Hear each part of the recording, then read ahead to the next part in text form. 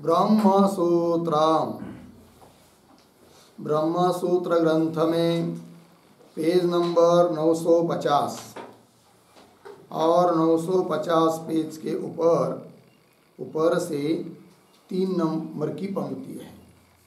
अंतिम में आया है तत्र संशयः किम अविभागेन एव उभे अपि उपनिषदौ उभयत्र अनुसंधातव्ये उत विभागेन ठीक एका अधिदैवतम एकाध्यात्मम इति। ठीक है, तो बात यह चल रही है तृतीय अध्याय तृतीय पाद और तृतीय अध्याय के तृतीय पाद का 11 नंबर का अधिकरण चल रहा है और इस अधिकरण का नाम है संबंधाधिकरणम। ठीक, और इस अधिकरण का विचार विषय बताया था कि बृहदारण्यक उपनिषद में एक सत्य विद्या करके आती है, उसमें अहर और अहम इस प्रकार के उस सत्य ब्रह्म के 2 नामों का उल्लेख है। तो ये जो 2 नाम हैं वही इस अधिकरण का विचार विषय है। तो इनमें से क्या निर्णय का क्या विचार करना है, तब इस अधिकरण के संदर्भ में ही आप संशय बता रहे हैं। अहर अहम ये जो 2 नामों का विचार करना है उसी के संबंध में संशय बता रहे। संशय का स्वरूप, फिर उस पर आएगा पूर्व पक्षी, फिर आएगा सिद्धांत। तो वही संशय की पंक्ति है, तत्र संशयः, संशय उत्पन्न होता है। लेकिन ये संशय क्यों उत्पन्न होता है इस बात को भी समझना चाहिए। अतः ये जो पंक्ति है तत्र संशयः, उसके पूर्व में एक वाक्य लिखते छोटा सा अवतरण के रूप में, तत्र नामिनः नामिनः कौंस में लिखिए जिसके ये 2 नाम है, अहर और अहम। ठीक है, जिसके 2 नाम है कौंस बन। आगे सत्याख्यस्य ब्रह्मणः, सत्याख्यस्य ब्रह्मणः एकत्वात्, एकत्वात् स्थान भेदोक्तेः च, स्थान भेदोक्तेः च संशयम् आह, संशयम् आह तत्र इति, संशयम् आह तत्र इति। ठीक है, देखो भाई, तो नामी जो सत्याख्य ब्रह्म है वह तो एक है और उसके 2 नाम बताए। तो उस नाम को लेकर उपासना करते समय एक दूसरे का उपसंहार करना है कि नहीं करना, ये संशय आएगा। क्यों संशय हो रहा है? इसलिए कि जिसके वो नाम है वो तो एक है, किंतु जो 2 नाम बताए उनका स्थान भिन्न भिन्न है। अब स्थान भिन्न भिन्न होने के कारण उस विशिष्ट नाम का उपसंहार होगा या नहीं, और होना तो चाहिए क्योंकि दोनों की जगह कि दोनों नाम एक ही ब्रह्म के हैं, सत्य ब्रह्म के हैं, इसलिए होता है संशय।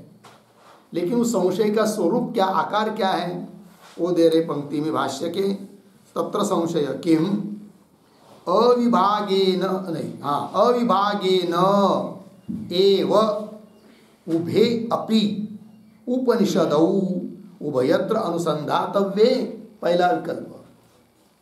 उत विभागेन, ये दूसरा, विभागेन एकाधिदैवतम एकाध्यात्मम इति। ठीक, तो किम अविभागेन मतलब विभाग न करके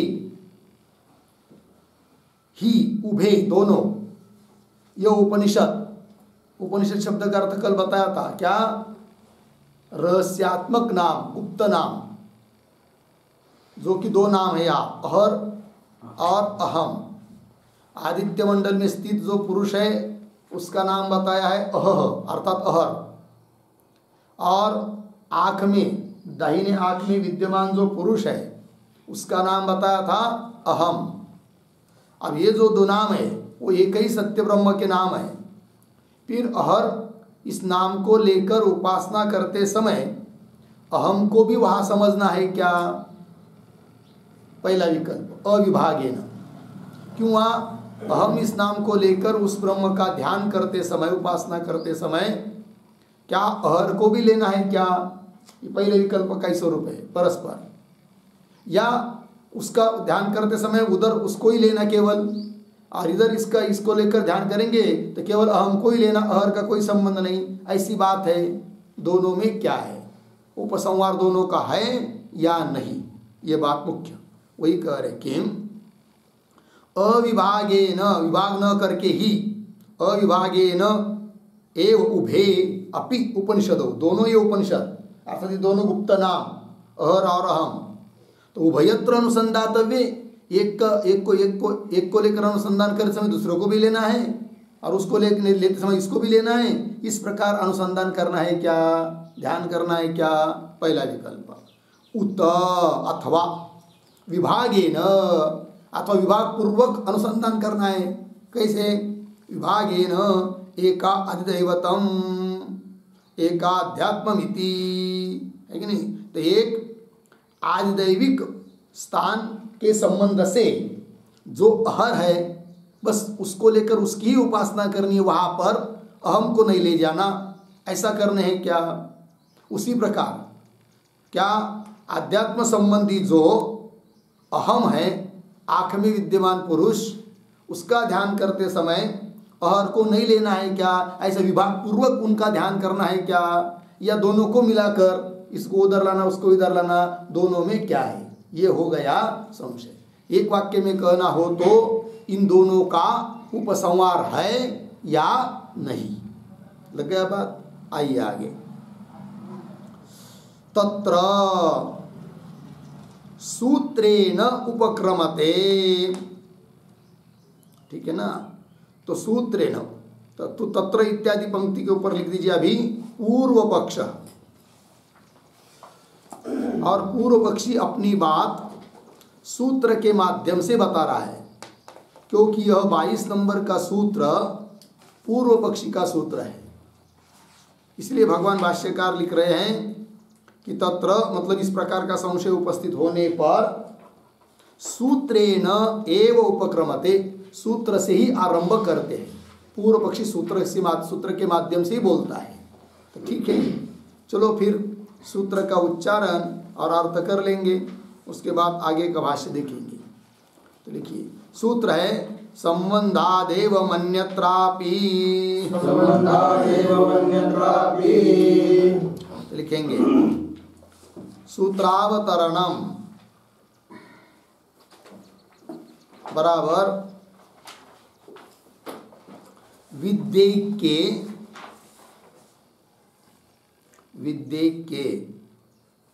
गुणोपसंहारः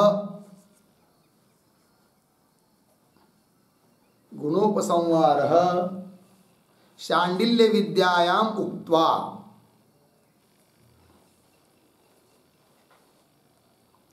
शाण्डिल्य विद्यायाम उक्त्वा,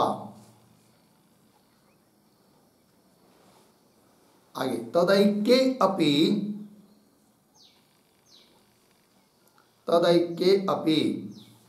कौंस में लिखिए विद्यैक्ये अपि कौंस बंद तद अनुपसंहार स्थलम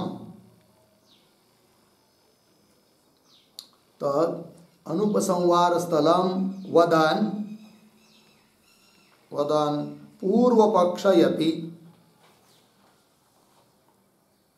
पूर्वपक्षयति संबंधात इति। ठीक है, फिर नीचे के पंक्ति में सूत्रम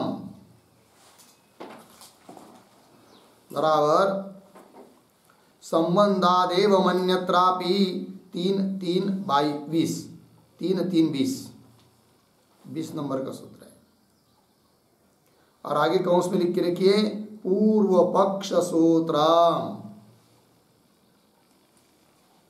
पूर्व पक्ष सूत्रम कौंस बन पदच्छेद संबंधात एवं अन्यत्र अपि। फिर नीचे के पंक्ति में पदार्थोक्ति ही प्रतीक है संबंधात, संबंधात बराबर एक शाखायाम,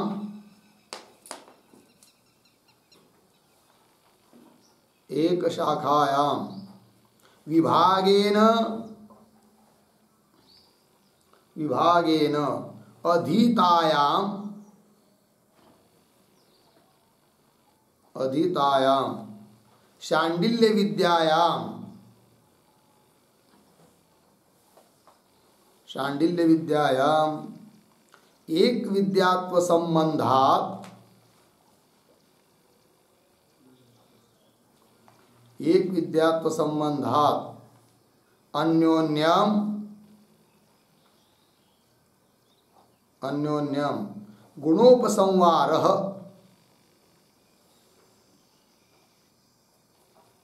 गुणोपसंहारः यथा पूर्वम उक्तः, यथा पूर्वम उक्तः पूर्ण विराम। आगे प्रतीक एवं बराबर तथा, तथा फिर आगे प्रतीक अन्यत्र अपि,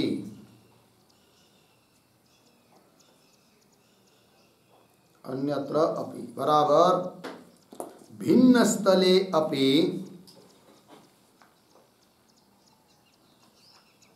भिन्न स्थले अपि सत्य विद्यायाम, सत्य विद्यायाम एक विद्यात्व संबंधात, एक विद्यात्व संबंधात अन्योन्यम,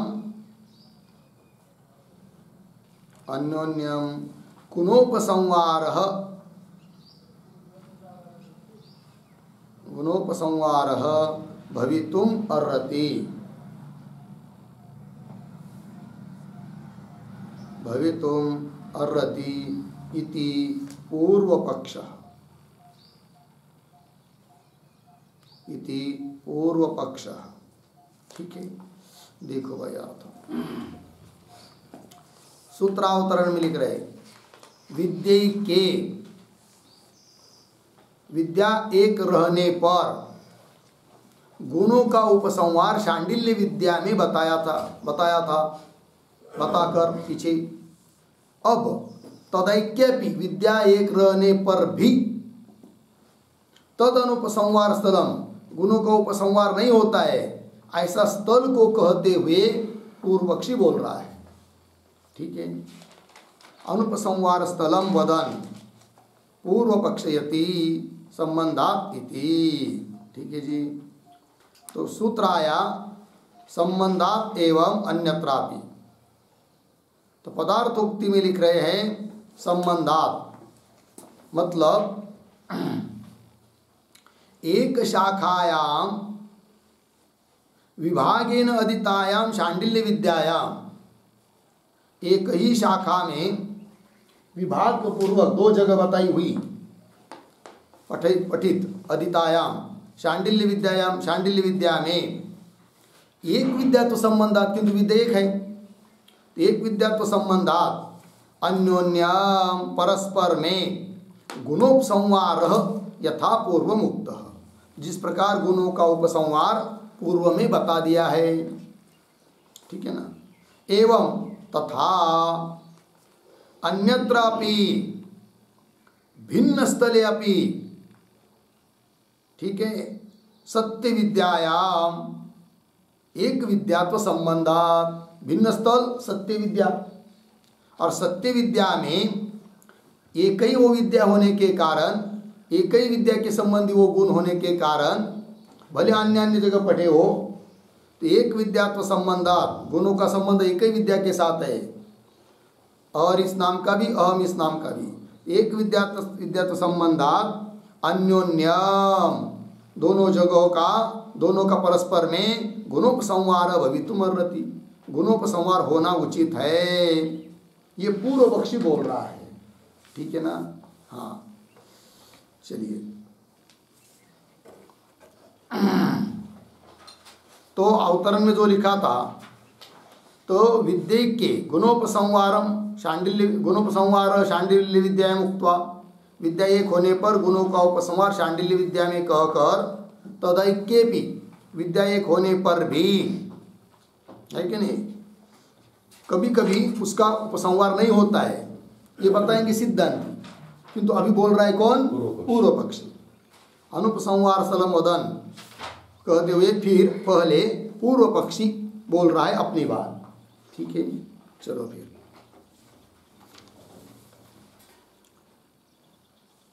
भाष्य में, तत्र सूत्रेण एव उपक्रमते, सूत्र से आरंभ कर रहे हैं।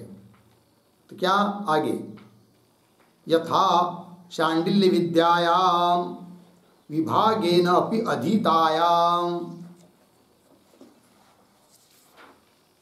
गुणोपसंहार उक्तः एवं अन्यत्र अपि एवं जातीय के विषये भवितुम अर्हति। क्यों? एक विद्या अभिसंबंधात। हो गया। चलिए तो शब्दों का थोड़ा सा अन्वय करेंगे। यथा, एक शब्द छोड़कर आगे, विभागेन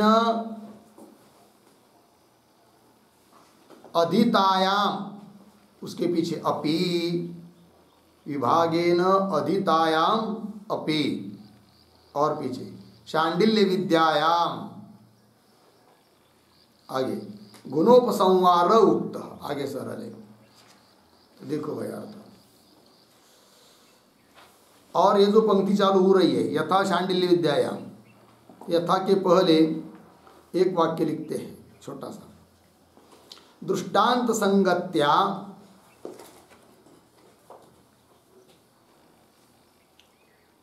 दृष्टांत संगत्या पूर्व पक्ष सूत्रम व्याचष्टे,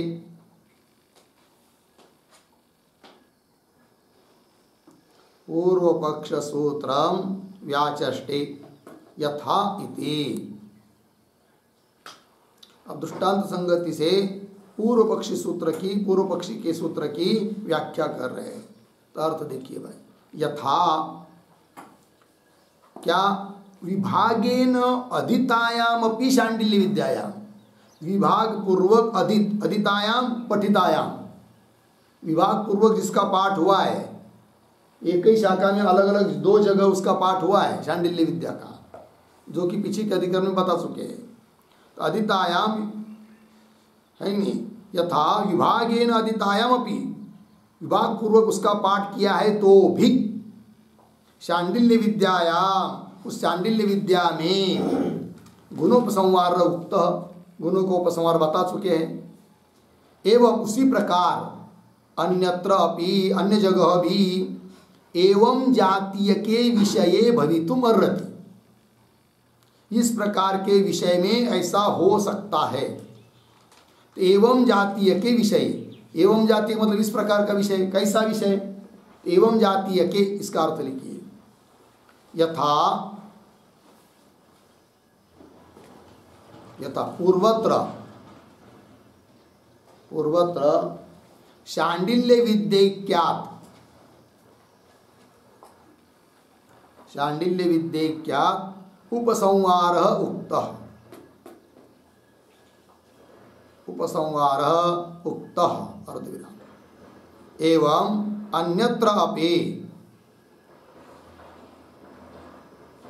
एवं अन्यत्र अपि एक विद्यायाम उपसंहारः भवितुम अर्हति, एक विद्यायाम उपसंहारः भवितुम अर्रति। ठीक है, देखो भैया, तो एवं जातीय के विषय मतलब क्या?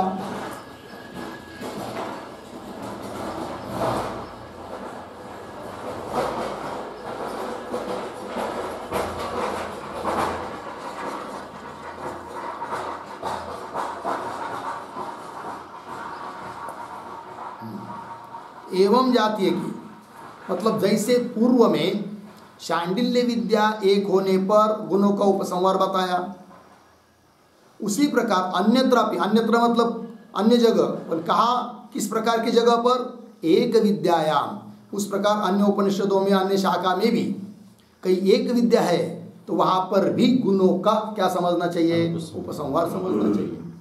वही कर एवं जातीय के विषय मतलब जहाँ एक विद्या है वहाँ पर गुणों का उपसंहार कर लेना चाहिए। हाँ, एवं अन्यत्र एवं जातीय के विषय भवितुम अर्हति। भवितुम अर्हति, भवितुम अर्हति का कर्ता कौन है? हाँ, गुणोपसंहार भवितुम अर्हति, गुणों का उपसंहार हो सकता है। बोलेंगे क्यों? हेतु दे रहे, एक विद्या अभिसंबंधात, एक विद्या के साथ, अभिसंबंध मतलब संबंध ही, एक विद्या के साथ ही उन गुणों का संबंध होने के कारण उनका उपसंहार किया जा सकता है। ये बात आगे अब यहाँ प्रकृत प्रसंग में घटा रहे हैं, यहाँ पर भी एक ही विद्या है, अतः गुणों का उपसंहार होने के लिए कोई दिक्कत नहीं। पूर्व पक्षी कह रहा है एका ही इयम सत्य विद्या आदिदैवतम अध्यात्मम च अधीता उपक्रम अभेदात व्यतिशक्त पाठाच्च। ठीक है, चलिए थोड़ा सा अन्वय। अधिदैवम अध्यात्मम च, फिर पीछे शुरू में एका ही इयम सत्य विद्या, आगे अधीता, आगे इस तरह ले। देखो भाई, अधिदैवम अध्यात्मम च, आदिदैविक रूप से, अध्यात्म रूप से, एका ही एव सत्य विद्या, एक ही है कौन? सत्य विद्या। आदिदैविक रूप से मतलब कैसी? आदित्य मंडल में विद्यमान जो पुरुष विशेष है उसको लेकर ये आदिदैविक रूप से हुआ, और ऐसा नाम बताकर। और आध्यात्म है कि नहीं? तो आध्यात्म के रूप में मतलब हाँ, तो जो दक्षिण नेत्र है उसमें विद्यमान जो पुरुष, उसको लेकर अहम ऐसा नाम बताकर उपासना बताइए। किंतु इस प्रकार दो जगह का, दो स्थानों का उल्लेख होने पर भी विद्या तो एक ही है, जिसका नाम है सत्य विद्या। ठीक है, क्योंकि सत्य ब्रह्म के ये दोनों नाम है। देखिए आगे, तो अधिदैवतम अध्यात्मम च, दैवत रूप से, अध्यात्म रूप से, एका ही इयम, एक ही एक है यह कौन? सत्य विद्या अधीता पठिता। तो बोलेंगे एक ही विद्या क्यों है यह? तो हेतु दे रहे, उपक्रम अभेदात व्यतिशक्त पाठाच्च, ये दो हेतु दिया। उपक्रम एक है दोनों जगह का, और दोनों का पाठ व्यतिशिक्त है, मतलब परस्पर संबंधी है, संश्लिष्ट है, इसलिए दोनों जगह की विद्या एक है। अब उपक्रम का भेद कैसा है भाई, और व्यतिशिक्त पाठ कैसा है, इस बात को भी स्पष्ट होने के लिए इसके आधार पर एक टिप्पणी लिखते हैं हम लोग छोटी। लिखेंगे सत्यम ब्रह्म, उद्धरण चिन्ह में सत्यम ब्रह्म, उद्धरण चिन्ह बन, इति उपक्रमाभेद, इति उपक्रम अभेद, उपक्रमाभेद अभेद,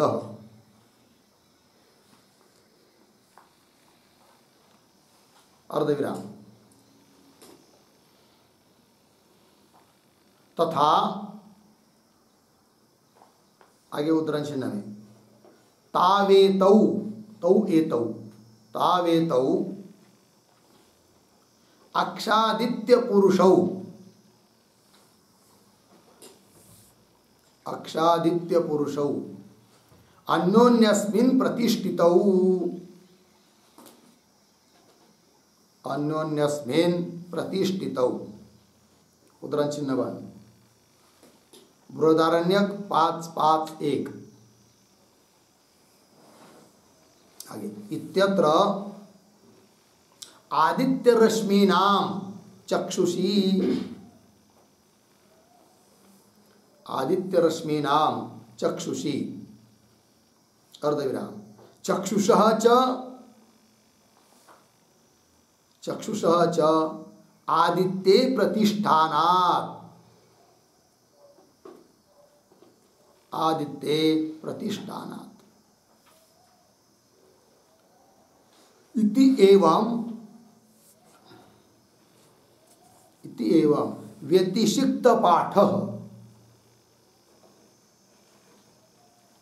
व्यतिषिक्त पाठः बराबर मिथः संश्लेष पाठः, मिथः संश्लेष पाठः कौंस में लिखिए परस्पर संबद्ध पाठ, परस्पर संबद्ध पाठ कौंस बंद अस्ति पूर्ण विराम ताभ्याम विद्यैक्य सिद्धि इत्यर्थः, ताभ्याम विद्यैक्य सिद्धि इत्यर्थः। ठीक है, देखो भाई अर्थ तो कह रहे उपक्रम का आवेद है क्या, सत्यम ब्रह्म, इस प्रकार का उपक्रम दोनों जगह का एक ही है, तो उपक्रम का आवेद हुआ एक बात। इसलिए इससे मालूम पड़ता है कि दोनों जगह की विद्या एक है, क्योंकि दोनों जगह का उपक्रम समान है, अवेद है, और व्यतिषिक्त पाठ है दोनों जगह का, इसलिए भी यह विद्या दोनों जगह की एक ही है। ठीक है, तो कैसा व्यतिषिक्त पाठ है वो दे रहे, तौ ए तौ, वे दोनों आदित्य पुरुषौ अन्योन्यस्मिन् प्रतिष्ठितौ, आदित्य पुरुषौ द्विवचन है, नहीं क्या है लिखा, अक्षादित्य पुरुषौ ऐसे लिखा है ना, अक्ष और आदित्य मतलब आंख में रहने वाला और सूर्य मंडल में रहने वाला, आदित्य मंडल में रहने वाला आदित्य पुरुष, ये दोनों अन्योन्यस्मिन् प्रतिष्ठितौ, दोनों परस्पर में प्रतिष्ठित है, परस्पर में स्थित है। इस प्रकार व्यतिषिक्त पाठ है कि नहीं, परस्पर संबंध संश्लिष्ट पाठ है, एक दूसरे को संबंध बता रहा है। इत्यत्र कैसा वो दे रहे, तो अक्ष आदित्य पुरुष, आंख में रहने वाला पुरुष आदित्य पुरुष में प्रतिष्ठित है, और आदित्य मंडल में रहने वाला पुरुष आंख में प्रतिष्ठित है, स्थित है, प्रतिष्ठित है मतलब स्थित है। लेकिन वो कैसे, तो उसका स्पष्टीकरण आगे लिख के दिया आपको। इत्यत्र आदित्य रश्मीनाम चक्षुषी प्रतिष्ठानत इत्यर्थ, आदित्य सूर्य की जो रश्मि है, किरण, वे चक्षु में स्थित है, चक्षु के अंदर है, और चक्षुष च आदित्य प्रतिष्ठानत, और चक्षु भी आदित्य में क्या है, प्रतिष्ठित है, स्थित है। इति एवं इस प्रकार व्यतिषिक्त पाठ, मिथ परस्पर संश्लिष्ट पाठ, संबंधित पाठ है। इससे सिद्ध होता है, इन दो हेतुओं से सिद्ध होता है कि यह विद्या एक ही है। ताभ्याम विद्यैक्य सिद्धि, दो हेतु कौन कौन, नंबर 1 उपक्रम का अभेद, नंबर 2 व्यतिषिक्त पाठ। इन दो हेतु से मालूम पड़ता है कि दो विद्या यह एक ही है। तो बोलेंगे विद्या एक है, ये सिद्ध करने से क्या लाभ, तो बता चुके पीछे के वाक्य में कि जहाँ पर विद्या एक होती है वहाँ पर गुणों का परस्पर में उपसंहार होता है, अतः यहाँ पर भी उपसंहार होना चाहिए। ठीक है ना, ये पूर्व पक्षी का अभिप्राय है। आगे कथम तस्याम उदित धर्म तस्याम एव न स्यात्, ठीक है ना, ये जो कथम पंक्ति है, तो कथम के पहले एक वाक्य छोटा सा, विद्यैके अपि, विद्यैके अपि किम स्यात्, किम स्यात् प्रश्न चिन्ह, तत्र आह कथम इति। ठीक है, चलो भाई, कोई बोलेगा ठीक है विद्या का ऐक्य है, एक ही विद्या है, उससे क्या सिद्ध होगा, किम स्यात्। तब कह रहे कथम इत्यादि पंक्ति से पूर्व पक्षी बोल रहा है कथम तस्याम उदित धर्म तस्याम एव न स्यात्।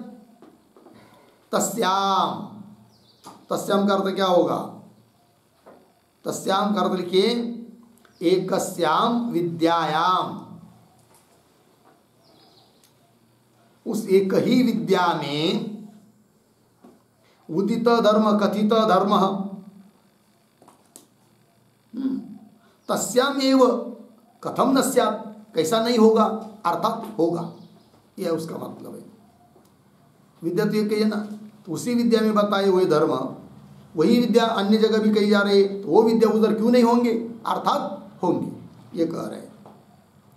तात्पर्य अहर और अहम इनका क्या है, उपसंहार, किसके दृष्टि से, पूर्व पक्षी के दृष्टि से, है कि नहीं। उपसंहार मतलब इसको लेकर उसकी भी उपासना, उसको लेकर उसकी भी उपासना, घुल मिलाकर, ये उसका मतलब है, ठीक है। इसके लिए दृष्टांत दे रहा है पूर्व पक्षी, यह ही आचार्य कश्चित अनुगमादि आचार चोदित सह ग्रामगते अरण्यगते च तुल्यवत एव भवति, ठीक है ना। तो कैसा पढ़ेंगे शुरू में, ही आचार्य, पीछे यह, आगे कश्चित, आगे सरल है, और ये जो पंक्ति चालू हुई है यह इत्यादि, उसके पूर्व में छोटा वाक्य अवतरण, विद्यैक्ये अपि, विद्यैक्ये अपि स्थान भेदात्, स्थान भेदात् उपनिषदोः, उपनिषदोः कौंस में लिखिए रहस्य नाम्नोः,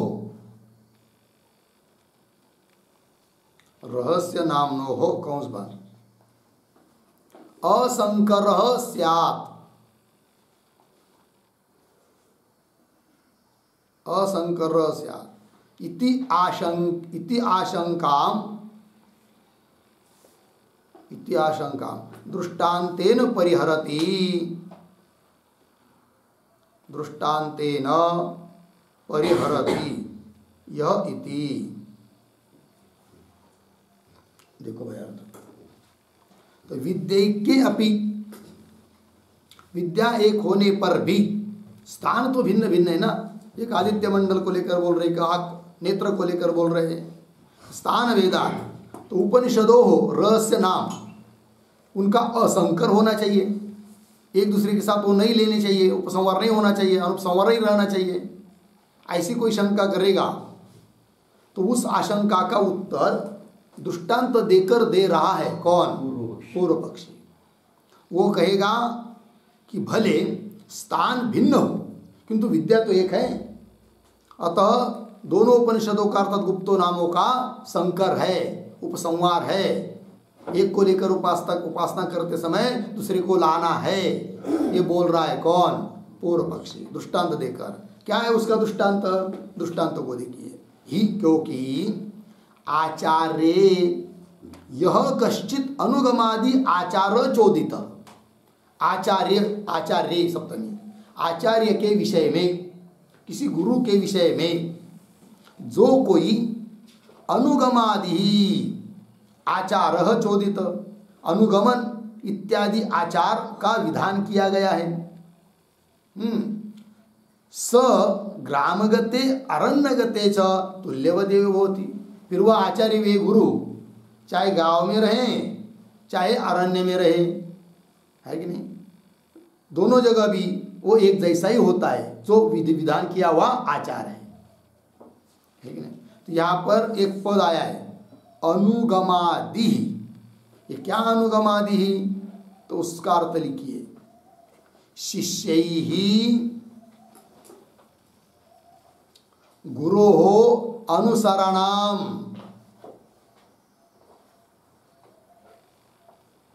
गुरोः अनुसरणम बराबर पृष्ठे पृष्ठे गमनम इत्यर्थः, पृष्ठे पृष्ठे गमनम इत्यर्थ। अब देखो भाई पुनः पंक्ति ही कैसी, जैसे क्योंकि आचार्य के विषय में यह कश्चित अनुगमादि, जो भी कोई अनुगमादि आचार करने योग्य बात, अनुगम मतलब कैसा बताया है, यदि गुरु आगे आगे चले तो शिष्यों को उनके पीछे पीछे चलना चाहिए। यह अनुगम बताया है, आचार बताया है कि नहीं, आचार संहिता बताई है कि नहीं। अनुगमादि ही आचार है कि नहीं, करने के लिए बात, चोदित विहित बताइए। फिर स आचार्य, समझ लीजिए गांव में गए, फिर गांव में गए, चलो भाई फिर अब तो गांव में आ गए तो फिर आचार छोड़ दूसरा कुछ आचार करो, ऐसा होता है क्या? नहीं, गांव में गए तो भी वही आचार, उनके पीछे पीछे चलना है। और समझ लीजिए वे गुरु जी, वे आचार्य अब गांव में से जंगल में गए, फिर आप जंगल में तो हैं, चलो फिर उस आचार को छोड़ दो, अनुगम को छोड़ दो, भागो इधर उधर उनके पीछे आगे भी, ऐसा होता है क्या? नहीं, चाहे वो इधर जाए चाहे उधर जाए, उनके पीछे पीछे जो जाने का जो अनुगम बताया है वही करना पड़ता है। अरण्यगते च तुल्यवत एव भवति, समान ही वह अनुगम आचार होता है। ये दृष्टांत हुआ पूर्व पक्षी का।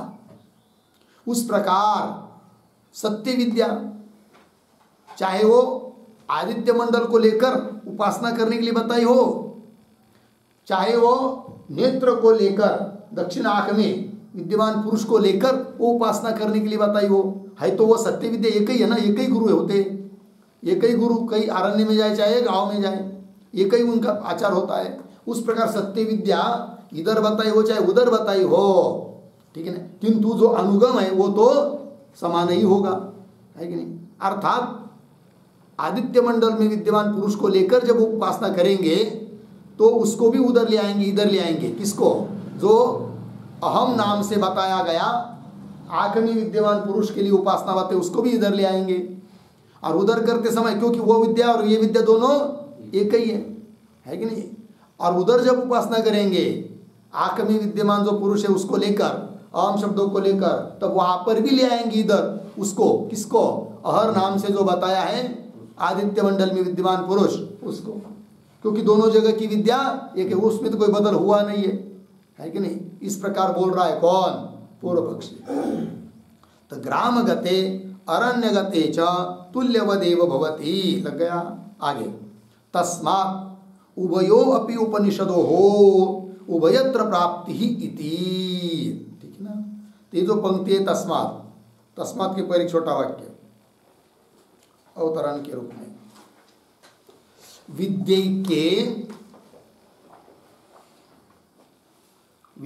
के गुणोपसंहार द्रव्ये, विद्ये के गुणोपसंहार द्रव्ये फलितम आह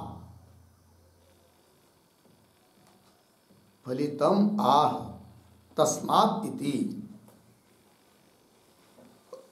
तस्मात् इति, ठीक है। देखो भैया, विद्या यदि एक है तो गुणों का उपसंहार निश्चित ही है, ऐसा अभी तक पूर्व पक्षी ने बताया। फिर उसका फलित बता रहे अंतिम निर्णय, वो क्या?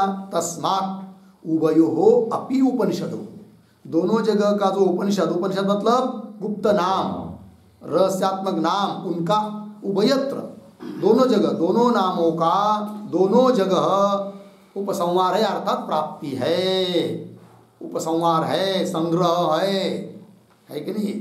ये हो गया पूर्व पक्षी का निर्णय। अपनी बात बता दी, 20 नंबर के सूत्र का भाष्य पूरा हुआ।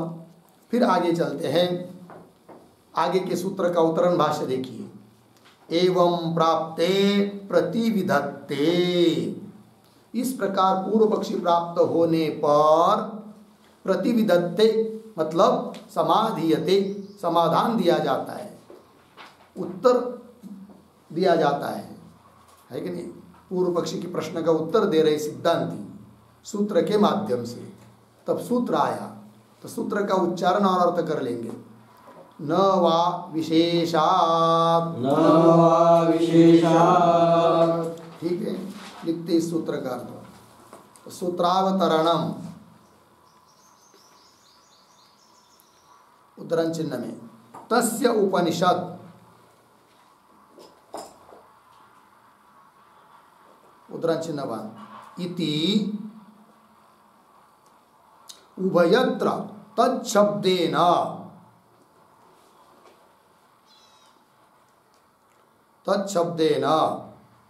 आदिदैवादि विशेषण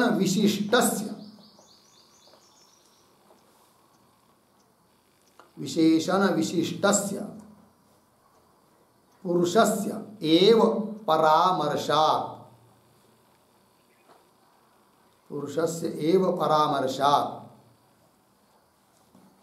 आगे तत्संबंधित्वात्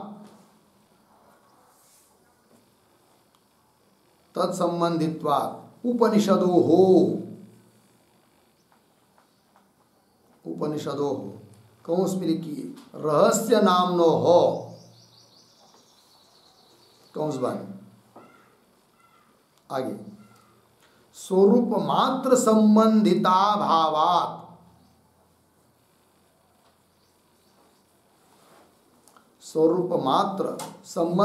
भावात अभावात नामद्वयम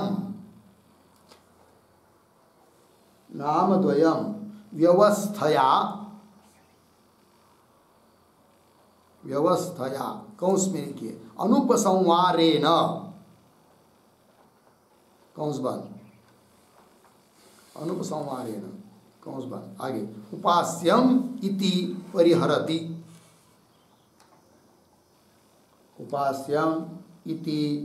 परिहरति न वा इति। फिर नीचे के पंक्ति में सूत्र आया न वा विशेषात् 3-3-21 पदच्छेद न वा विशेषात्। फिर नीचे पदार्थोक्ति प्रतीक है न वा बराबर न एव उभयोः उभयत्र प्राप्तिः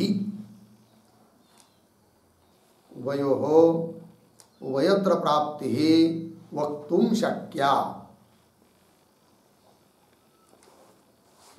शक्या पूर्ण विराम कौंस में लिखिए कुतः प्रश्न चिन्ह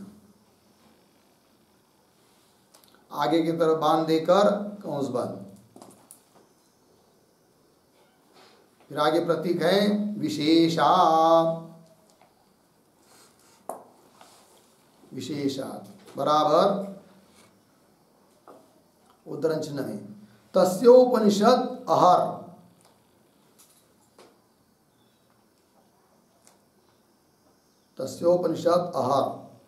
उद्धरण चिन्ह बंद बृहदारण्यक 5-5-3 आगे इति अर्धविराम पुनः दूसरे उद्धरण चिन्ह में तस्य उपनिषद अहम इति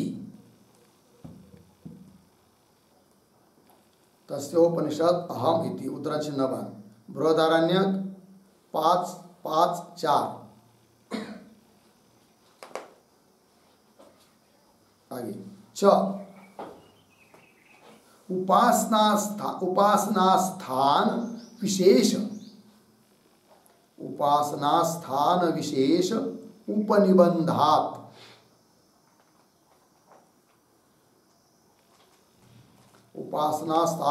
उपनिबंधात इत्यर्थ पूर्ण विराम आगे ननु ग्रामगते अरण्यगते च आचार्ये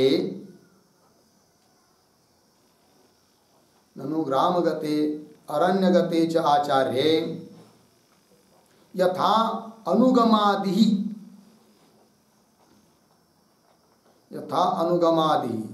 आचार समानः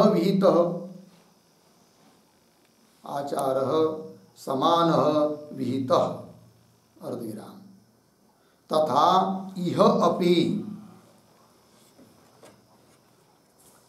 इह अपि नामद्वयस्य, नामद्वयस्य उभयत्र प्राप्ति, उभयत्र प्राप्ति इति चेत, इति चेत अर्धविराम न अर्धविराम आगे आसीनस्य तिष्ठतः च, आसीनः तिष्ठतः च आचार्यस्य, आचार्यस्य विलक्षण अनुवर्तनवत्, विलक्षण अनुवर्तनवत् अत्रापि, अत्रापि व्यवस्थया अनुसंधाने अविरोधात्, अनुसंधाने अविरोधात् इति। ठीक है, देखो भाई अर्थ तो सूत्रावतरण में लिख रहे तस्य उपनिषद इति उभयत्र, दोनों जगह पूर्व पक्षी के लिए उत्तर दिया जा रहा है। पहले सूत्र में पूर्व पक्षी की बात हुई, अब ये सिद्धांतियों का सूत्र आ रहा है और उस सूत्र का अवतरण लिख रहे हैं हम लोग। तो तस्य उपनिषद इति उभयत्र, दो जगह वाक्य है, तस्य उपनिषद अहर, तस्य उपनिषद अहम, ऐसा। तो उभयत्र दोनों जगह तत्शब्देन क्या लेना पड़ता है, जो पूर्व में कहा हुआ है। तो एक जगह पूर्व में कहा है आदिदैवादि विशेषण विशिष्ट पुरुष, और दूसरी जगह कहा है उसके पूर्व में, तत्शब्द के पूर्व में आध्यात्मिक विशेषण विशिष्ट पुरुष। ठीक है ना, ऐसा है ना। तो तत्शब्देन आदिदैवादि विशेषण विशिष्टस्य पुरुषस्य एव परामर्शात्, उसका ही परामर्श स्वीकार करना पड़ता है। क्यों, उसके संबंधी वो तत्शब्द है, तत्संबंधित्वात्। इसलिए उपनिषदो हो रहस्य नामनो हो स्वरूप मात्र संबंधित्वा भावा है कि नहीं। जो रहस्यात्मक नाम है अहर और अहम, वे केवल उस उपास्य के शुद्ध स्वरूप को नहीं बता रहे हैं, विशेषण रहित स्वरूप को नहीं बता रहे हैं, अपितु विशेषण से विशिष्ट स्वरूप को बता रहे हैं। अहर शब्द आदित्य मंडल स्थित पुरुष के लिए बता रहे हैं, आदित्य मंडल उसके लिए विशेषण बन गया, उस पुरुष के लिए। और इधर अहम शब्द उसको बता रहा है कि आध्यात्म विशिष्ट पुरुष के लिए, पुरुष को ले रहा है, तो उसके लिए विशेषण बन गया कौन, आध्यात्म शरीर संबंधी पुरुष। इस प्रकार विशेषण विशिष्ट पुरुषों के लिए दो शब्द आए हुए हैं, अतः उनका एक दूसरे में उपसंहार नहीं हो सकता है। यदि विशेषण विशिष्ट वो नहीं बताए होते, उन शब्दों का प्रयोग विशेषण विशिष्ट के लिए नहीं हुआ होता, केवल स्वरूपभूत जो उपास्य है उसके लिए ही उन दो शब्दों का प्रयोग होता, तब तो पूर्व पक्षी के कहने के अनुसार जरूर उनका उपसंहार होता, संग्रह होता। किंतु उनका उल्लेख विशेषण विशिष्ट को लेकर है, विशिष्ट को लेकर है कि नहीं। अतः इस विशिष्ट का उस विशिष्ट का भेद होने के कारण उन दोनों का उपसंहार नहीं हो सकता है, व्यवस्था ही है, अनुपसंहार ही है। ये सिद्धांती उत्तर दे रहे हैं। तो पंक्ति देखिए, तस्य उपनिषदिति उभयत्र तत्शब्देन आदिदैवादि विशेषण विशिष्टस्य पुरुषस्य एव परामर्शात्। इसलिए क्यों, तत्संबंधित्वा, तत्संबंधी वो शब्द है, वो पुरुष संबंधित्वा उपनिषदो हो। और दूसरी बात, उपनिषदों मतलब रहस्यात्मक जो दो नाम है वे स्वरूप मात्र संबंधिता अभाव, स्वरूप मात्र के संबंधी वो दो नाम नहीं है, अभाव है। इसलिए नाम द्वयम व्यवस्थया उपास्यम, उन दो नामों को लेकर जो उपासना करनी है वह व्यवस्था से ही करनी है। व्यवस्था से मतलब अनुपसंहार से ही, अर्थात उपसंहार न करके, ऐसा उत्तर दे रहे सिद्धांती पूर्व पक्षी को सूत्र के माध्यम से। तो सूत्र का अर्थ देखिए, फिर सूत्र आया न वा विशेषात, पदार्थोक्ति में लिख रहे न वा का अर्थ है अवधारण एव, तो नवा का अर्थ कर दिया न एव, क्या उभयो हो उभयत्र प्राप्ति वक्तुम शक्या, दोनों जगह दोनों की प्राप्ति कह नहीं सकते। उतः क्यों, कारण क्या है, हेतु दे रहे विशेषात, मतलब तस्य उपनिषद अहर, एक बात 5-5-3, तस्य उपनिषद अहम इति 5-5-4, इस प्रकार उपासना स्थान विशेष उपनिबंधात, विशेषात जो मूल शब्द है ना सूत्र का, उसका ये मुख्य अर्थ हुआ। विशेषात मतलब क्या, उपासना का जो स्थान है, आदित्य मंडल इधर नेत्र आँख, तो उपासना स्थान विशेष के साथ उपनिबंधात, संबंधी, उपनिबंधात मतलब संबंधी होने से उनका उपसंहार नहीं है, अनुपसंहार है कि नहीं। पदार्थोक्ति में पहले वाक्य लिखा ना, न एव उभयो उभयत्र प्राप्ति वक्तुम शक्या, दोनों की दोनों जगह प्राप्ति नहीं मतलब उपसंहार नहीं है। हेतु दिया विशेषात, उसका अर्थ भी स्पष्ट हो गया। ठीक, अब कोई कहेगा पूर्व पक्षी ने जो दृष्टांत दिया था उसका क्या करेंगे, वो क्या था दृष्टांत, क्या कहा था पूर्व पक्षी ने, वो पुनः दे रहे ननु ग्राम गते अरण्य गते च आचार्य, गुरु चाहे गांव में जाए चाहे अरण्य में जाए, उनके संबंध में जो अनुगम आदि आचार बताया है वो दोनों जगह कैसा होता है, समान। उस प्रकार सत्य विद्या जो है वह चाहे आदित्य मंडल को लेकर बताई हो, चाहे आध्यात्म को लेकर बताई हो, नेत्र के पुरुष को लेकर बताई हो, दोनों जगह तो उनका एक दूसरे का उपसंहार होना चाहिए, ऐसा बोला था कौन, पूर्व पक्षी। उसके लिए उत्तर दे रहे हैं। हाँ, पहले पूर्व पक्षी पूरा कर लीजिए। यथा अनुगमादि आचार समान वीत तथा इह अपि नाम द्वयस्य उभयत्र प्राप्ति होनी चाहिए इति चेत, ये पूर्व पक्षी हुआ।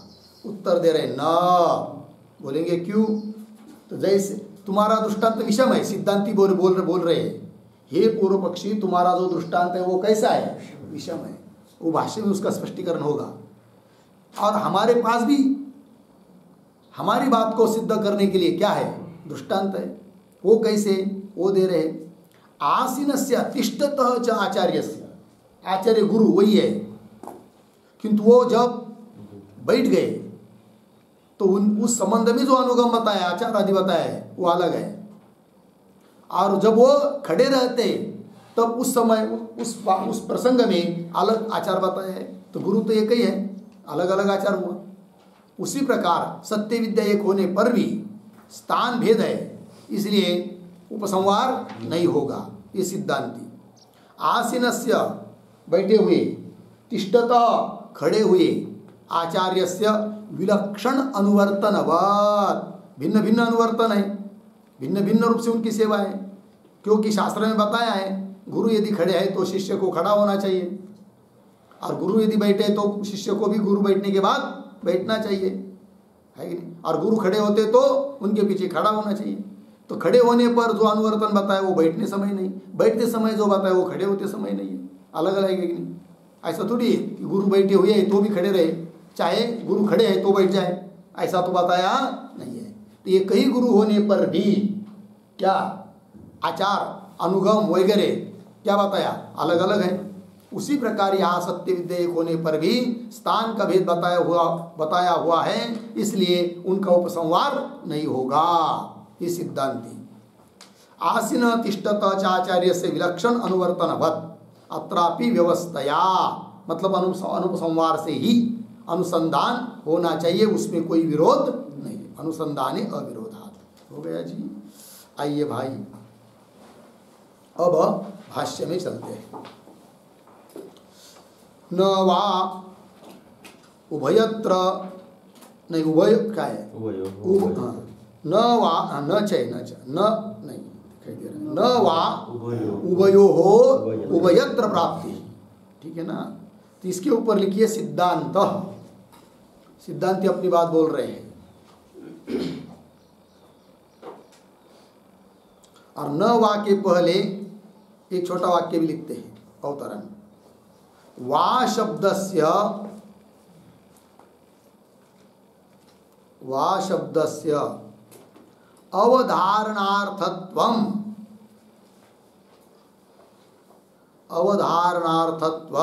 उपेत्य प्रतिज्ञां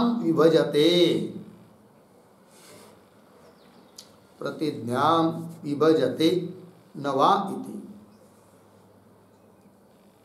ठीक है, देखिए भाई, तो वा शब्द से अवधारणार्थत्वम उपेत्य, वा शब्द का अर्थ है, सूत्र में आया हुआ जो वा शब्द है उसका अर्थ है अवधारण एवं, ऐसा अर्थ है उसका स्वीकार करके प्रतिज्ञा विभजते, प्रतिज्ञा का स्पष्टीकरण कर रहे हैं, प्रतिज्ञा बोल रहे हैं क्या, न वा मतलब न एव क्या, उभयोः उभयत्र प्राप्ति, उभयोः उभयत्र प्राप्ति न, दोनों की दोनों जगह प्राप्ति नहीं है, जैसा कि पूर्व पक्षी बोला था।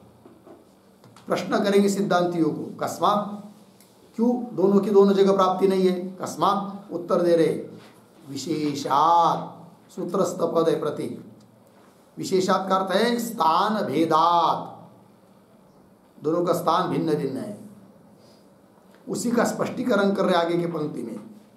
उपासन स्थान विशेष उपनिबंधात् इत्यर्थः, ठीक है ना, उपासना का स्थान विशेष है कि नहीं, उपनिबंधात्, उपनिबंधात् का अर्थ होता है संबंधात्, उपासना का स्थान विशेष का संबंध होने से, अर्थात जब अहर बताएंगे, अहर नाम लेंगे, तो अब उपासना स्थान विशेष के साथ उसका उस अहर का संबंध है, अहर नाम का। और जब अहम बोलेंगे तो उपासना का स्थान विशेष के साथ संबंध है, किसका, अहम इस पद का। तो उपासन स्थान विशेष उपनिबंधात् इत्यर्थः, ठीक है ना। इस पंक्ति पर एक छोटी पंक्ति लिखी, नामनो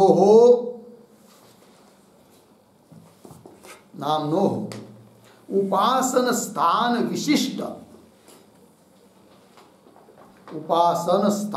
विशिष्ट संबंधित्वात् इत्यर्थः। नामनो उपासन स्थान विशिष्ट संबंधित्वात् इत्यर्थः। आगे कंस में लिखिए, ये दोनों नाम भिन्न भिन्न उपासना के साथ, भिन्न भिन्न उपासना स्थान के साथ, ऐसा है, भिन्न भिन्न उपासना स्थान के साथ संबंध रखते हैं,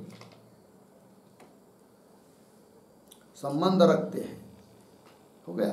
देखो भाई, ये दोनों नाम अहर और अहम, ये दोनों नाम कैसे, भिन्न भिन्न उपासना स्थान, उनका उपासना का स्थान भिन्न भिन्न है, उनके साथ उनका संबंध है, इसलिए इसलिए उभय में उभय की प्राप्ति नहीं है, ये बात।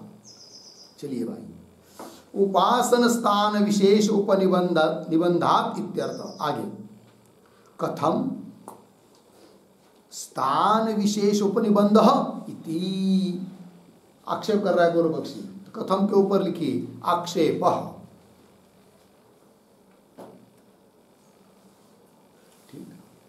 कथम स्थान विशेष उपनिबंध, उपनिबंध शब्द करते संबंध, कैसे भाई स्थान विशेष का संबंध है, दोनों नामों का दोनों स्थानों के साथ संबंध अलग अलग है, वो कैसे बताओ जरा। तब आगे करे उच्यते, तो उच्यते के ऊपर लिखिए समाधानम।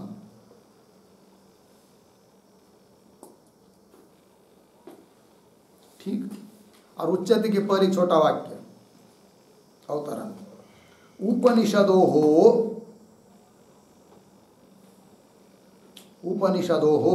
स्थान विशेष योगम साधयति, स्थान विशेष योगम साधयति उच्यते इति। ठीक है, देखो भाई, उपनिषदोः मतलब जो दो रहस्यात्मक दो नाम है, उनका स्थान विशेष के साथ संबंध कैसा है, इस बात को सिद्ध कर रहे हैं सिद्धांती।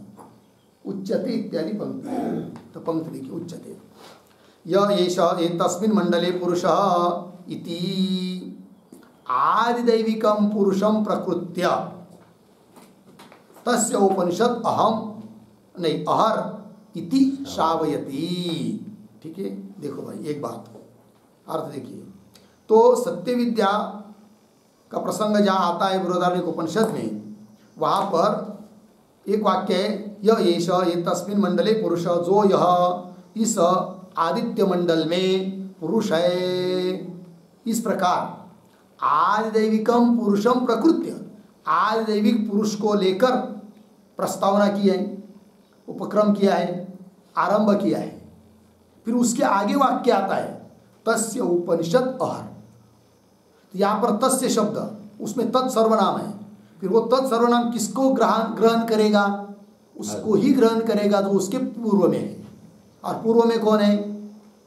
आदित्य मंडल में विद्यमान पुरुष। तात्पर्य क्या निकलेगा? आदित्य मंडल स्थान विशिष्ट पुरुष है अहर शब्द का अर्थ। तो अहर शब्द शुद्ध उपास्य स्वरूप विशेषण रहित उपास्य को नहीं बता रहा है, अपितु स्थान रूप विशेषण से विशिष्ट ऐसे पुरुष को बता रहा है। कौन? अहर शब्द। वही कह रहे हैं तस्य उपनिषद अहर। अहर मतलब अह इति श्रावयति, ऐसा श्रुति बताती है। लग गया? अहर का संबंध किस स्थान के साथ है वो बता दिया। अब अहम का संबंध किस स्थान के साथ है वो बता रहे हैं।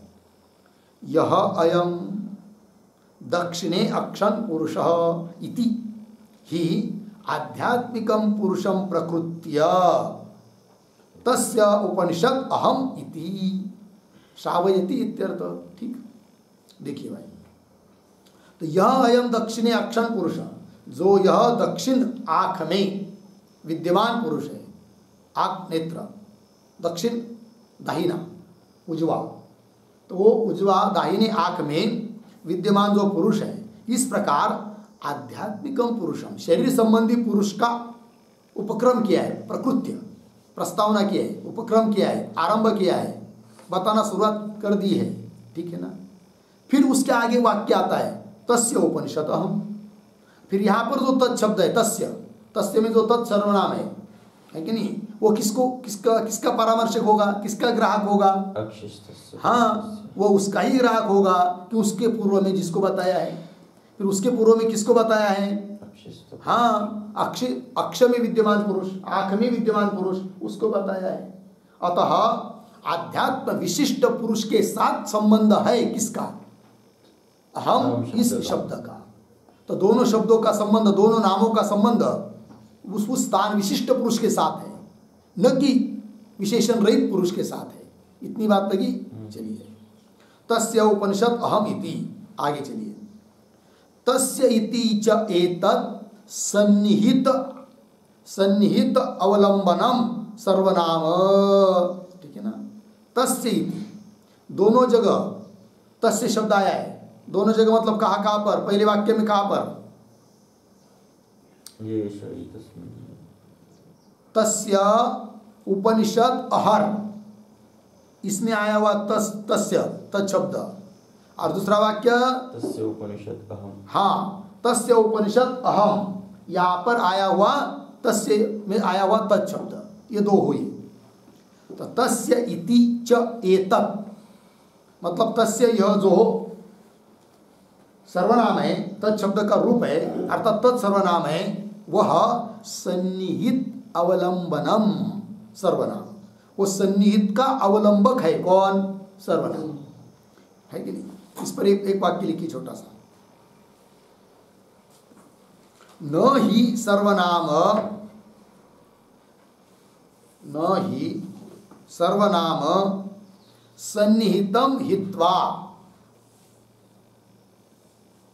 सन्निहितम हित्वा व्यवहितं स्पृशति।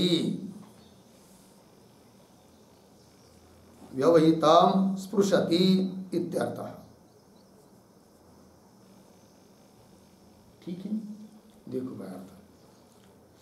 ही सर्वनाम, कोई भी सर्वनाम जो होता है वह सन्निहितम हित्वा, सन्निहित को छोड़कर व्यवहितम न स्पृशति, बहुत दूर कोई चीज हो उसका संग्रह नहीं करता है कोई भी सर्वनाम। उस प्रकार यहाँ पर भी तस्य में दो जगह तत् यह सर्वनाम आया है, वह भी उसके पीछे बहुत ज़्यादा दूर न हो ऐसे का ही परामर्शक होगा। अतः दोनों तत्शब्द अलग अलग के परामर्शक है, हो गया ना। चलिए, तस्य इति च एतत् सन्निहित सन्निहितावलंबनम सर्वनाम, सन्निहित का अवलंबन करने वाला, स्वीकार करने वाला, ग्रहण करने वाला यह सर्वनाम है। फिर उससे क्या होगा, तस्मात् आयतन विशेष व्यापाश्रयेन एव एते उपनिषदौ उपदिश्येते। ठीक है, चलिए, तो ये जो तस्मात् इत्यादि पंक्ति है उसके पूर्व में एक वाक्य अवतरण, तच्छब्दस्य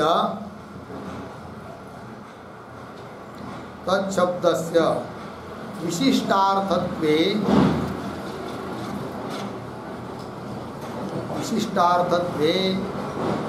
फलितम आ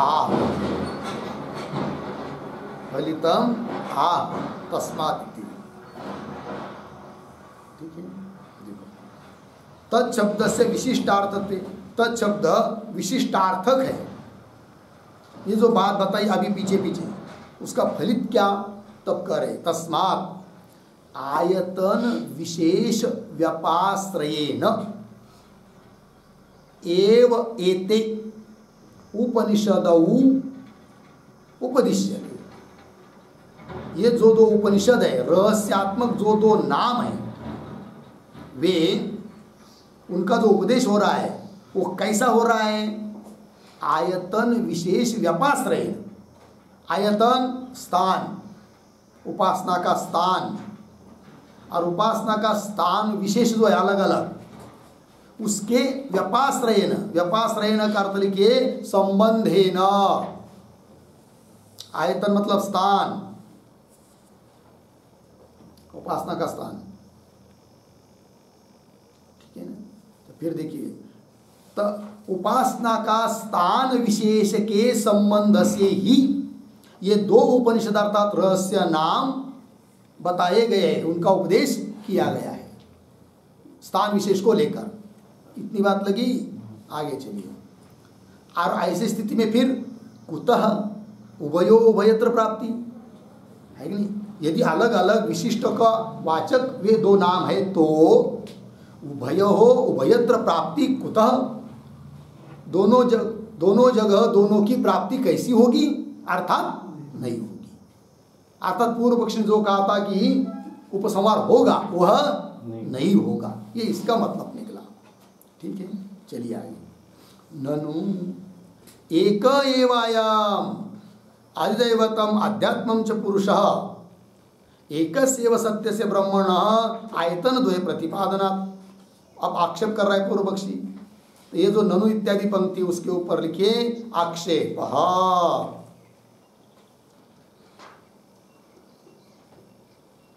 और थोड़ा सा अन्वय, ननु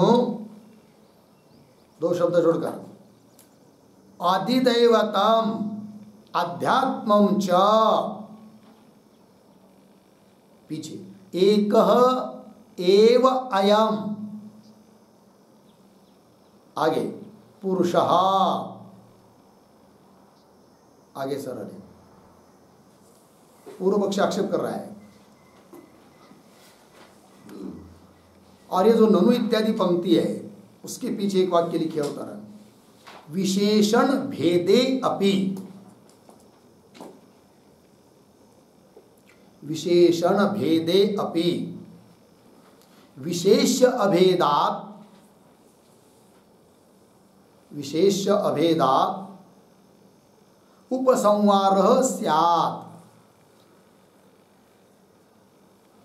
उपसंहारः स्यात् इति शंकते, इति शंकते ननु इति। ठीक है, देखो भाई अर्थ, विशेषण भेदे अपि, विशेषण का भेद होने पर भी दोनों विशिष्ट है कि नहीं? दोनों जगह विशेष्य तो एक है ना, है ना? तो विशेष अभेदा कैसे? आदैविक स्थान विशिष्ट पुरुष और आध्यात्म स्थान विशिष्ट पुरुष, तो विशेषण भिन्न है। आदिदैविक स्थान एक जगह विशेषण है, आध्यात्म स्थान एक जगह विशेषण है, किंतु पुरुष पुरुष दोनों तो एक ही है। तो वही कह रहा है पूर्व पक्षी, विशेषण भेदे अपि विशेष्य अभेदात, और विशेष्य में अभेद होने के कारण उपसंहार उपसंहार होना चाहिए, ऐसी शंका कर रहा है कौन? पूर्व पक्षी। पंक्ति देखिए, ननु आदिदैवतम, अन्वय के अनुसार आध्यात्मम च, आदिदैवत के रूप में और आध्यात्म के रूप में एक एव अयम पुरुष, एक ही तो यह पुरुष है कि नहीं? भले एक जगह आध्यात्म आदिदैवत रूप से है, एक जगह आध्यात्म रूप से, तो एक ही तो पुरुष है, एक एव अयम पुरुष। एक नहीं, एकस्य एव सत्यस्य ब्रह्मण, और दूसरी बात, एक ही उस सत्य ब्रह्म के क्या आयतन द्वय प्रतिपादन, स्थान दो का प्रतिपादन है एक ही ब्रह्म के लिए। अर्थात दोनों जगह का पुरुष तो एक ही है, अर्थात विशेष एक ही है, तो उपसंहार होना चाहिए। कौन कह रहा है? पूर्व पक्षी। उत्तर देते हैं, सत्यम एवं एतत्, सत्यम के ऊपर लिखिए समाधानम,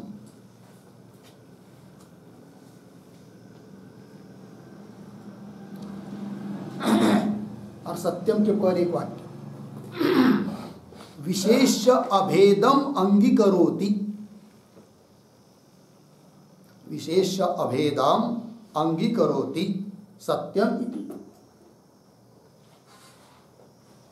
ठीक है, देखो भाई, तो दोनों जगह का विशेष एक ही है, अभिन्न है, इस बात का स्वीकार करते हैं कौन? सिद्धांत। सत्यम एवं ये तत्, यह बात तो ठीक है, विशेषण का भेद है, किंतु विशेष तो दोनों जगह एक है। फिर पुनः पूर्व पक्षी फिर बोलेगा, क्या बोलेगा? हे सिद्धांती, यदि इस बात का तुमने स्वीकार कर लिया, किस बात का? कि दोनों जगह विशेष एक है, भले विशेषण का भेद हो, किंतु विशेष तो एक है, तब तो फिर दोनों का उपसंहार मान लो। फिर काय को कहते हो कि उपसंहार नहीं है करके? ऐसा बोलेगा कौन? पूर्व पक्षी। उसका उत्तर देना है आगे की पंक्ति में। आगे देखिए, फिर एकस्यापि तु अवस्था विशेष उपादानेन उपादानेन एव उपनिषद विशेष उपदेशात् तदवस्थस्य एव सा भवितुम अर्हति। ठीक है ना? शुरू के 2-3 शब्द का अन्वय, तू पीछे, एकस्य अपि, आगे अवस्था विशेष, आगे सरल है, और ये जो है ना पंक्ति एकस्य इत्यादि, उसके पहले एक वाक्य लिखेंगे, तर्हि कथम उपनिषद व्यवस्था, तर्हि कथम उपनिषद व्यवस्था इति आशंक्य विशिष्ट भेदात्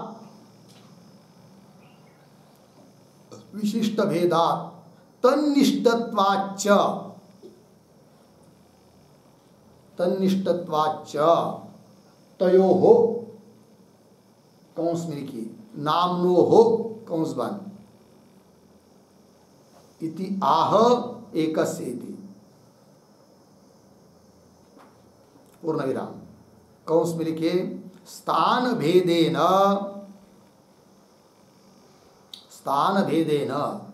विशिष्ट पुरुष भेदात् नाम व्यवस्था भवति इत्यर्थः। नाम व्यवस्था भवति इत्यर्थः, पूर्ण विराम कौंस बंद।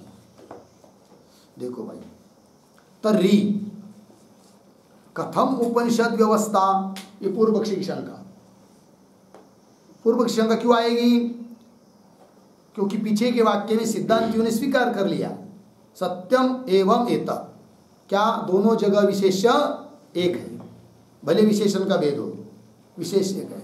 तब पूर्व पक्षी पुनः बोलेगा यदि विशेष दोनों जगह एक है आपने स्वीकार कर लिया तो कथम तर्हि उपनिषद व्यवस्था, गुप्त नामों की व्यवस्था, अनुपसंहार क्यों, उपसंहार क्यों नहीं? कौन बोल रहा है? पूर्व पक्षी। इति आशंक्य, ऐसी यदि शंका करता है पूर्व पक्षी तो उसका उत्तर दे रहे भाष्य पंक्ति से। किंतु अवतरण में देखिए, विशिष्ट भेदात तन्निष्ठत्वाच्च तयो, भले विशेष दोनों जगह एक है किंतु विशिष्ट का क्या है? भेद है। और तन्निष्ठत्वाच्च तयो, और वे दो नाम उस विशिष्ट में ही लागू है, उन नामों का वाच्य विशिष्ट ही है, न कि केवल विशेष। अतः विशेष का भेद होने पर भी विशिष्ट का भेद होने के कारण, और विशिष्ट को ही वो दो नाम बताते हैं, इसलिए दोनों का उपसंहार नहीं होगा, अनुपसंहार ही होगा। कौन कह रहे? सिद्धांति। विशिष्ट भेदात तन्निष्ठत्वाच्च तयोः इति आ लग गया। वही आपको अर्थ लिख दिया, स्थान भेदे न विशिष्ट पुरुष भेदात, विशिष्ट पुरुष का भेद होने से नाम की व्यवस्था है। व्यवस्था मतलब अनुपसंहार, उपसंहार नहीं है, ऐसा उसका मतलब। चलिए भाष्य में, तू परंतु एकस्यापि है कि नहीं, मुख्य विशेष एक होने पर भी एकस्यापि अवस्था विशेष उपादाने न, अवस्था विशेष का ग्रहण करने के कारण, अवस्था विशेष कौन? एक जगह बताइए आदिदैव रूप अवस्था, एक जगह बताइए अध्यात्म रूप अवस्था। तो अवस्था विशेष उपादाने न स्वीकार करने से एव उपनिषद विशेष उपदेशात, उपनिषद मतलब उन गुप्त नामों का विशेष रूप से उपदेश किया है अवस्था भेद को लेकर, है कि नहीं? इसलिए तद अवस्थस्य एव सा भवितुम अर्हति, इसलिए सा तद अवस्थस्य एव भवितुम अर्हति। सा अवस्था। और एक बार विचार कीजिए सभी लोग, साकार समझ में आए तो बहुत कुछ समझ में आए। पुनः पंक्ति पढ़ता हूं, तो एकस्यापि अवस्था विशेष उपादानेन एव उपनिषद विशेष उपदेशात, उपनिषद मतलब गुप्त नाम, और उसका विशेष रूप से उपदेश होने के कारण, विशिष्ट को लेकर उपदेश होने के कारण, गुप्त नामों का उल्लेख विशिष्ट को लेकर होने के कारण उपनिषद विशेष उपदेशात, ऐसा होने से सब पंचमी, तद अवस्थस्य एव सा भवितुम अर्हति, है कि नहीं? सा तद अवस्थस्य एव भवितुम अर्हति। सा, शाबाश, उपनिषद। कहाँ से ढूंढ के लाया भाई? दिया है क्या? हाँ, कॉपी कर लिया। कॉपी भी करना आना चाहिए, सभी को थोड़ी आती है। कॉपी करने वाले लोग होते हैं ना, वो भी बहुत बुद्धिमान होते हैं। बुद्धिमान कोई कॉपी आती है। कॉपी मतलब नक्कल, है कि नहीं? और यदि बुद्धि नहीं है तो नक्कल करनी भी नहीं आती है कि नहीं? अंग्रेजी का ये पेपर चल रहा था, है कि नहीं? नहीं, गणित का पेपर चल रहा था, और उस लड़के का बाप बाहर से कॉपी उसको फेंक रहा था, और वो फेंक रहा था अंग्रेजी की पुस्तक के होते ना संचय, उसके पेज फाड़ फाड़ कर फेंक रहा था, है कि नहीं? लिखो लिखो जल्दी लिखो। वो लड़का अंदर से चिल्ला रहा था पेपर गणित का है और तुम भेज रहे हो अंग्रेजी की पान, तो कैसा लिखो? अरे कुछ भी हो लिखो तो, अब कैसा कॉपी करेगा वो? चलो भाई, सा उपनिषद शब्द स्त्रीलिंग है ना, इसलिए सा तद अवस्था, सा मतलब गुप्त नाम, उपनिषद गुप्त नाम, तद अवस्था सेव, उस अवस्था को लेकर रही वो गुप्त नाम है। और अहम लग गया कि नहीं? केवल शुद्ध विशेष के लिए नहीं है, विशिष्ट को लेकर है, अतः उपसंहार नहीं होगा, है कि नहीं? चलिए फिर तद अवस्थस्यैव सा भवितुम अर्हति। हो गया इतना? आगे चलिए। अस्ति च अयम दृष्टान्तः, च अयम दृष्टान्तः अस्ति, यह दृष्टांत भी है। तो क्या दृष्टांत है भाई? तो दे रहे दृष्टांत आगे, किंतु दृष्टांत अस्ति के पहले एक वाक्य लिखिए। विशिष्ट संबंधे, विशिष्ट संबंधे दृष्टान्तम आह अस्ति इति। ठीक है, विशिष्ट का संबंध में दृष्टांत दे रहे हैं सिद्धांत, अपने अनुकूल दृष्टांत। देखो भाई, अस्ति च अयम दृष्टांत, क्या? सत्यपि आचार्य स्वरूप अनपाये यद आचार्यस्य आसीनस्य अनुवर्तनम उक्तम न तत् तिष्ठतः भवति। पूर्ण विराम। यच्च तिष्ठतः उक्तम न तत् आसीनस्य इति। हो गया? शब्दों का अन्वय कर लेंगे, एक शब्द छोड़कर आगे। आचार्य स्वरूप अनपाये, पीछे सती अपि, सत्यपि, फिर आगे आसीनस्य, पीछे आचार्यस्य, और पीछे यद, आगे अनुवर्तनम उक्तम। हो गया? फिर एक शब्द छोड़कर तत् तिष्ठतः, पीछे न भवति। ठीक है, चलो भाई। सूत्रकार तो लिखते समय दृष्टांत दे चुके हैं, वही दृष्टांत यहाँ पर आया है। तो आचार्य स्वरूप अनपाये सत्यपि, आचार्य का स्वरूप, गुरु का स्वरूप नष्ट नहीं हुआ है, जैसे कि वैसे ही है। तो भी क्या? आसीनस्य आचार्य से यत अनुवर्तनम, बैठे हुए आचार्य के, आचार्य का जो अनुवर्तन बताया है कि आचार्य बैठने पर शिष्यों को बैठना चाहिए, आचार्य खड़े होने पर शिष्यों को खड़ा होना चाहिए, अलग अलग आचार बताए, है कि नहीं? तो आसीन से मतलब बैठे हुए आचार्य का जो अनुवर्तन कहा गया है, अनुवर्तनम उक्तम तत्तिष्ठतः न भवति, वो खड़े हुए आचार्य के बारे में नहीं हो सकता है। और खड़े हुए और आगे यच्च तिष्ठतः उक्तम, जो खड़े हुए आचार्य के लिए बताया है अनुवर्तन, न तत् आसीनस्य इति, है कि नहीं? ये बात बता दी। आचार्य तो वही एक ही है ना, तो भी खड़े हुए होने पर जो काम बताया है वो बैठे हुए पर नहीं, बैठे हुए रहने पर शिष्यों का जो अनुवर्तन बताया है वो खड़े होने पर नहीं, अलग अलग होता है, उसका उपसंहार नहीं होता है, संग्रह नहीं होता है, व्यवस्थाई होती है, अनुपसंहार होता है। उस प्रकार सत्य विद्या एक होने पर भी अहर को लेकर जो बताया वो अलग, अहम को लेकर जो बताया वो अलग, इसका और उसका उपसंहार नहीं हो सकता, संग्रह नहीं हो सकता, ये कह रहे हैं। इस पंक्ति में एक शब्द आया है अनुवर्तनम, आया है ना? तो अनुवर्तनम शब्द का अर्थ लिखिए, आचार्य बैठने के बाद बैठना,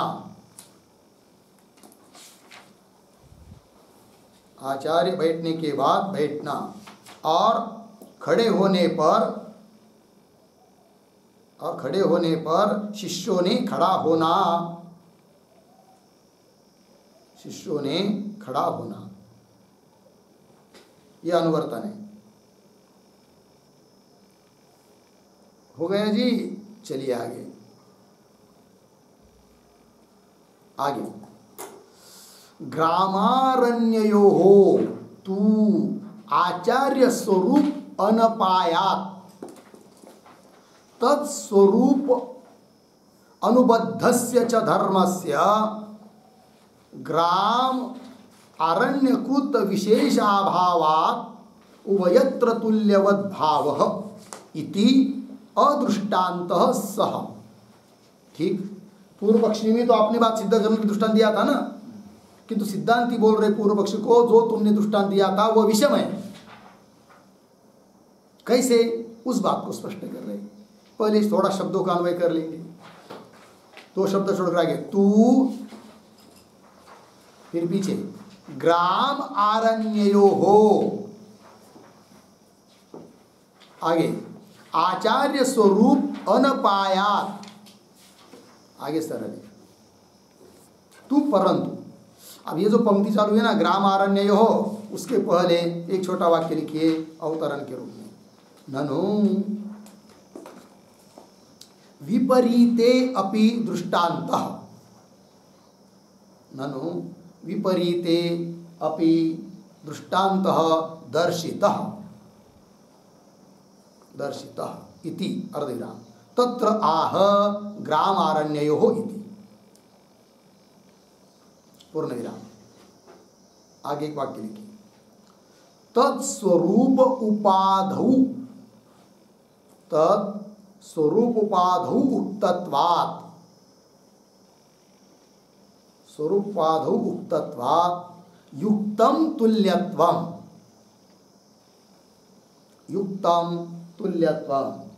अर्धविराम। इह तु विशिष्टोपाधौ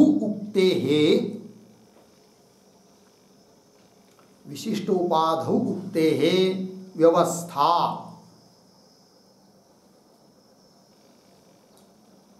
कौंस में लिखिए अनुपसंवारः कौंस बंद इत्यर्थः। ठीक देखिए ननु अर्थ देखिए विपरीत्यपि दृष्टांत दर्शित। पूर्व पक्षी बोल रहा है कि हे सिद्धांती, जैसे तुमने अपने अनुकूल दृष्टांत दिया खड़े हुए आचार्य का बैठे हुए आचार्य का, वैसे हमने भी तो उसके विपरीत बात को सिद्ध करने के लिए दृष्टांत दिया था। कैसे?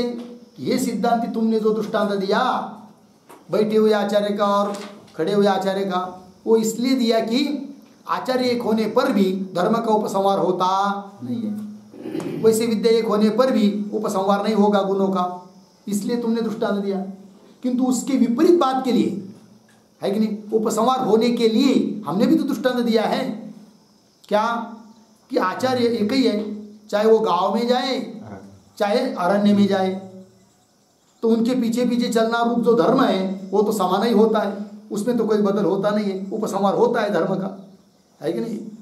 उस प्रकार सत्य विद्या एक है, तो चाहे वो आध्यात्मिक के संबंध में बताया हो चाहे आधिदैविक के संबंध में बताया हो, है तो वही उपास्य, अतः उपसंहार होना चाहिए।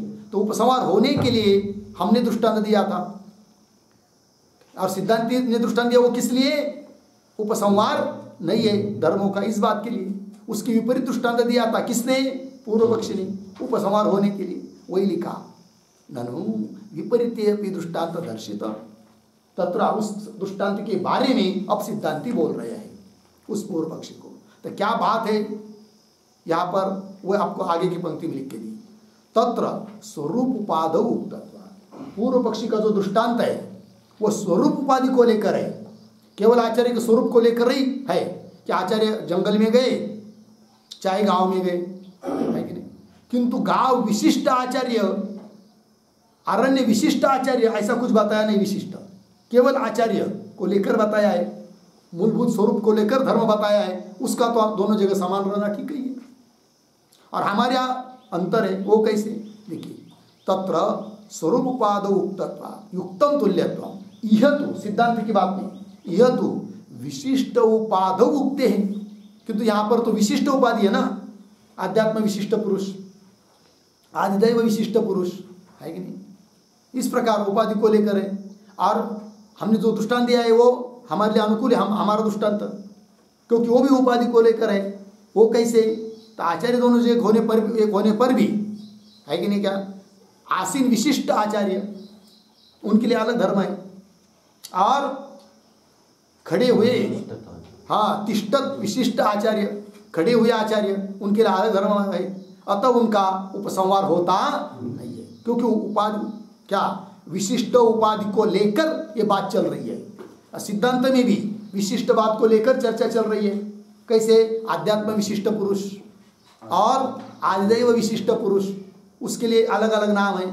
अतः यहाँ पर विशिष्टों को लेकर भेद होने के कारण उपसंहार नहीं हो सकता। ये कौन कह रहे? सिद्धांती। चलिए भाष्य पंक्ति में, तू परंतु ग्राम आरण्यो हो आचार्य स्वरूप अनपायात।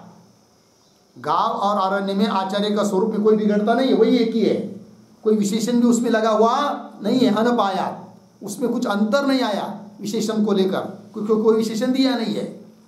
आचार्य स्वरूप अनपायात तत् स्वरूप अनुबद्धस्य, तत्स्वरूप तत् आचार्य, तत् शब्द से आचार्य, आचार्य स्वरूप अनुबद्धस्य, अनुबद्धस्य संबद्धस्य, आचार्य स्वरूप के संबंधी ही बताया है कौन? धर्म।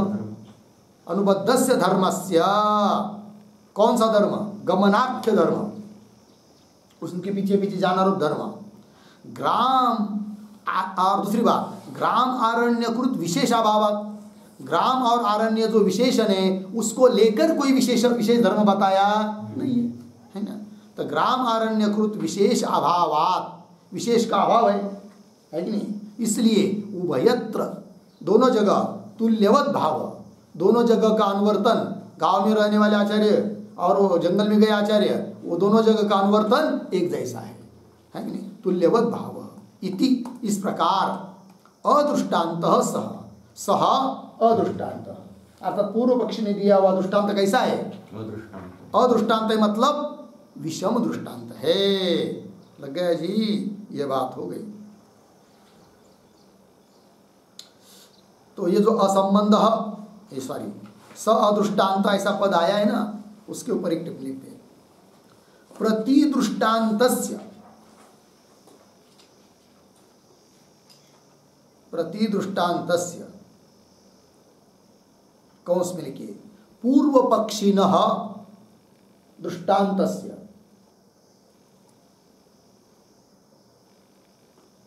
पूर्व पक्षिण दृष्टान्तस्य कौंस बात आगे, स्वरूप संबंधित्वात्,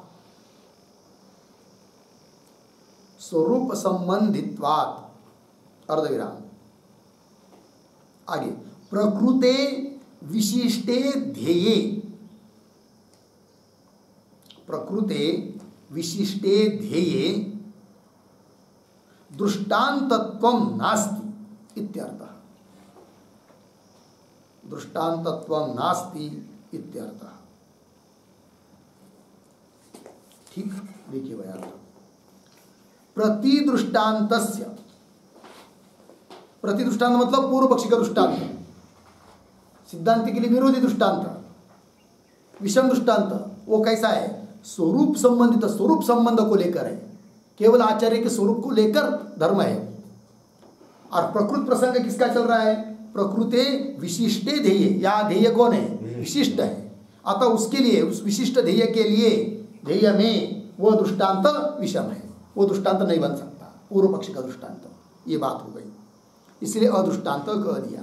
आगे तस्मात् व्यवस्था अनयोः उपनिषदोः अन्वय, तस्मात् अनयोः उपनिषदोः व्यवस्था,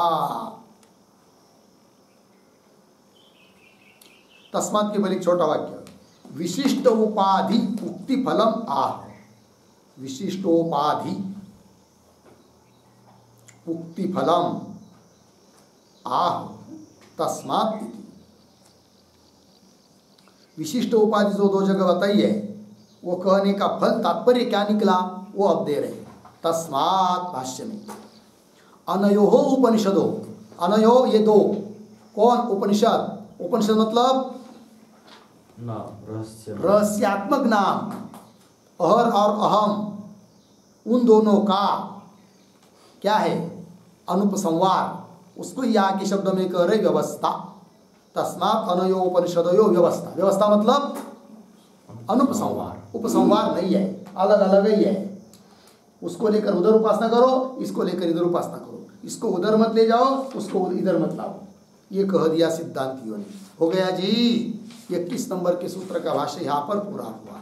अब इस अधिकरण का और एक सूत्र बचा है, उसका विचार हम लोग कल करते हैं। ओम पूर्णमिदं पूर्णात् पूर्णमुदच्यते पूर्णस्य पूर्णमादाय पूर्णमेवावशिष्यते। ओम शांति